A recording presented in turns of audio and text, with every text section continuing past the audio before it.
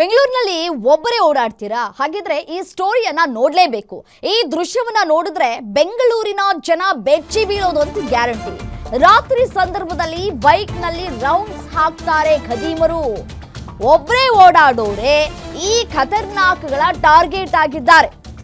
ಒಂಟಿಯಾಗಿ ಹೋಗ್ತಾ ಇದ್ದಂತಹ ವ್ಯಕ್ತಿಗೆ ಚಾಕುವನ್ನ ತೋರಿಸಿ ಸುಲಿಗೆಯನ್ನ ಮಾಡ್ತಾ ಇದ್ದಾರೆ.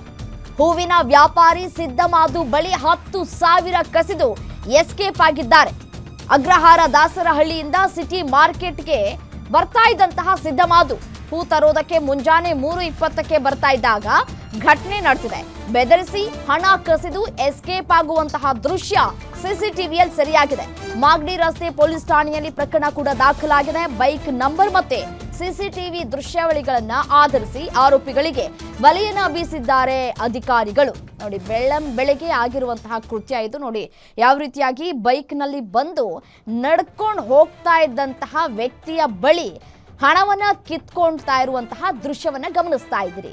ಬೆಳಗ್ಗೆ 3:20 ಸುಮಾರಿಗೆ ನಡೆದಿರುವಂತಹ ಈ ಒಂದು ಘಟನೆ ಶನಿವಾರ ನಡೆದಿರುವಂತಹ ಘಟನೆ ಈಗ ತಡವಾಗಿ ಬೆಳಕಿಗೆ ಬರ್ತಾ ಇದೆ. ವ್ಯಕ್ತಿಗೆ ಚಾಕುವನ್ನ ತೋರಿಸಿದ್ದಾರೆ. ಚಾಕುವನ್ನ ತೋರಿಸಿ ಯಾವ ರೀತಿಯಾಗಿ ಟಾರ್ಗೆಟ್ ಮಾಡಿ ಕಳ್ಳತನ ಮಾಡಿದ್ದಾರೆ ಅನ್ನೋದನ್ನ ಗಮನಿಸ್ತಾ ಇದ್ರಿ. ಮೊದಲಿಗೆ ಬೈಕ್ನಲ್ಲಿ ಬರ್ತಾರೆ, ಪಾಪ ಅವ್ರ ಪಾಡಿಗೆ ಅವ್ರು ಹೋಗ್ತಾ ಇರ್ತಾರೆ. ವೃದ್ಧರು 10,000 ಕಿತ್ಕೊಂಡು ಇದಕ್ಕೆ ಪರಾರಿಯಾಗಿದ್ದಾರೆ.